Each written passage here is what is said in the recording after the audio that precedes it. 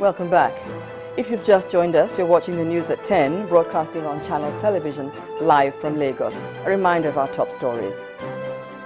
A federal high court sitting in Lagos convicts 3 men for participating in acts of terrorism and of being members of a proscribed organization, the Boko Haram sect. Southern Kaduna youths kick against the killings of their people in Sanga and Kaura local government areas. The president receives a special award from the Anglican Church in Nigeria, and pro-democracy crowds grow in Hong Kong ahead of what organizers hope will be the largest protests so far.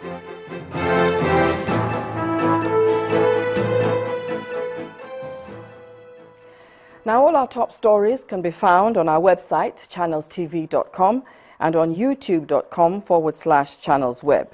Visit m.channelstv.com to view us live on your mobile device. You can also download the Channels TV app for Android, iOS, and Windows phones from their respective stores. And we urge you to please interact with the Channels Eyewitness feature on our Android, iOS, and Windows 8 platforms. If you have pictures or videos to share with us, tap the application on your device, swipe to reveal the Eyewitness menu, and follow the instructions. Members of the All Progressive Congress in the Kaduna State House of Assembly have endorsed the former head of state and chieftain of the party, General Muhammadu Buhari, as their candidate for the 2015 presidential election. The 12 APC lawmakers said Nigeria requires a visionary leader like General Buhari to save the country from its present state. The minority leader of Kaduna State House of Assembly, Muhammad Ali, who spoke on behalf of his colleagues, said General Buhari has demonstrated purposeful leadership qualities in all the positions he held in the past, and therefore expressed optimism that his candidature for the party will certainly make the country proud. I intend to offer myself for the position of President of the Republic. I intend to make a formal announcement soon, and I hope to count on your continued support and sacrifice. Today, we are in the 15th year of purposeless leadership by the People's Democratic Party, PDP. And all we have seen is unprecedented deterioration in the security and law and order situation, astronomical rise in the incidence of intensity of corruption, and in the failure of governance. And as we reach this last lap of the journey, I would like to request that we concentrate all our efforts and energy towards realizing even change in how this country is run. The only way to meaningful change in this country is to put the PDP out of power, which it was never legitimately elected anyway. We have made all the necessary preparations to take away power from the inept ruling party. For the first time, the credible opposition in Nigeria has come together in order to give the People's Democratic Party, PDP, a good run for its money. Still on the elections, the European Union has pledged its support for the 2015 general elections with a sum of 15 million euros. The deputy head of the EU delegation in Nigeria, Mr. Richard Young, said the funds will be used to strengthen the capacities of institutions such as the Independent National Electoral Commission, political parties, the marginalized groups, as well as civil society organizations. On his part, the Minister of National Planning, Dr. Bubakar Sulaiman, said the support will assist in achieving free and fair elections in 2015. We have always lent support to the electoral process in Nigeria. We have supported elections 2003, 2007, 2011, and we are pleased to see steady progress that has taken place. I mean, it's with this in mind that the European Union has in recent years provided financial and technical support to key electoral institutions and stakeholders through a joint donor basket fund managed by the UNDP. I mean, I believe that our contribution to this basket has been around just a little bit short of 60 million euros, with the most recent contribution of 20 million euro in 2012, Mr. Minister.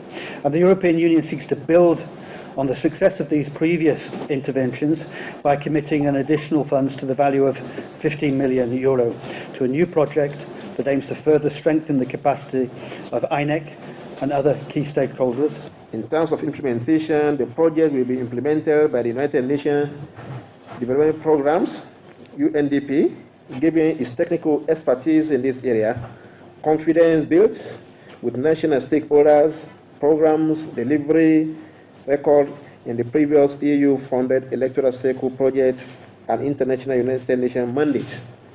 I wish to also inform that the total budget for the project is in the sum of €50 million.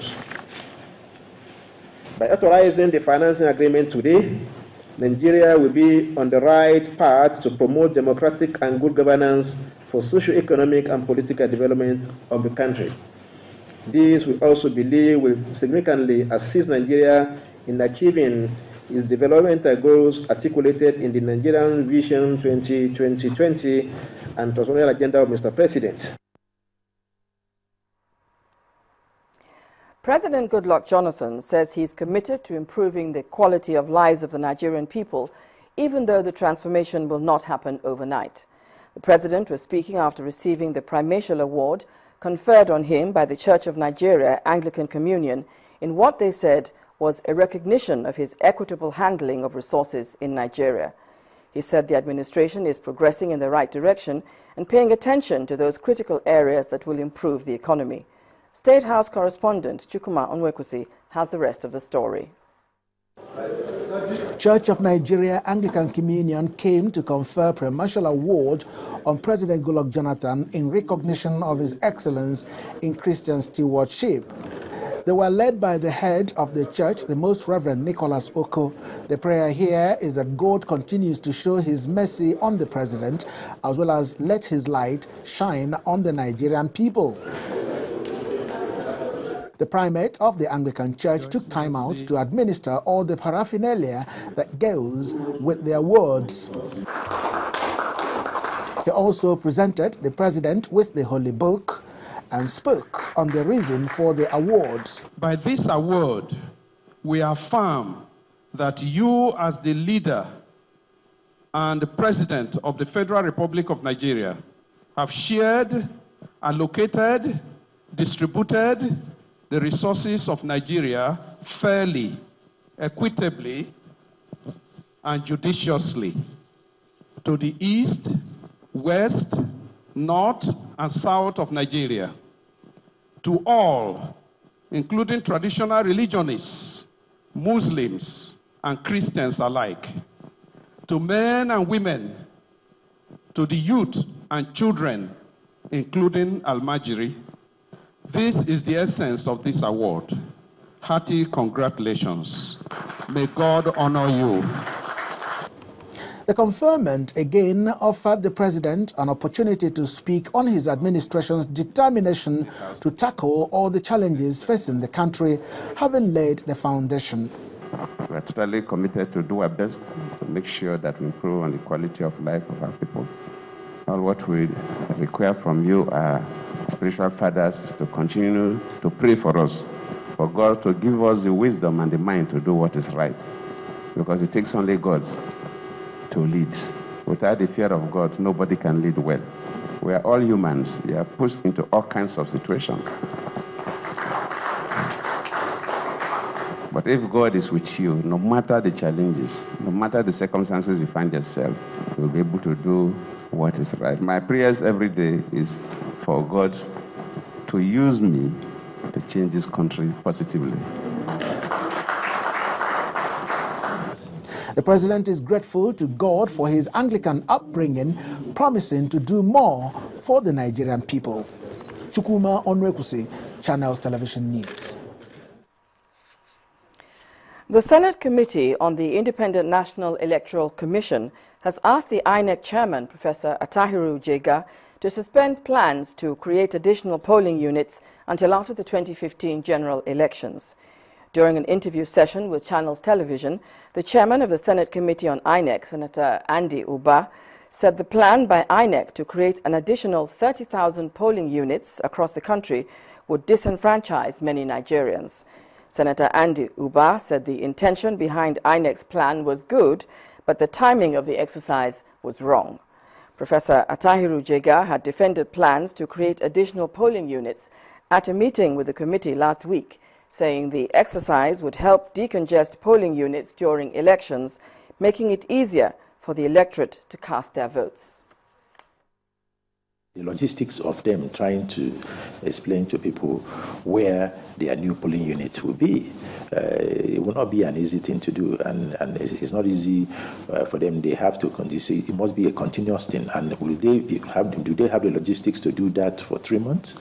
It's not possible, so it will be difficult. But if it was done immediately after 2011 election, then we have time. By now, everybody would have known where their polling units are.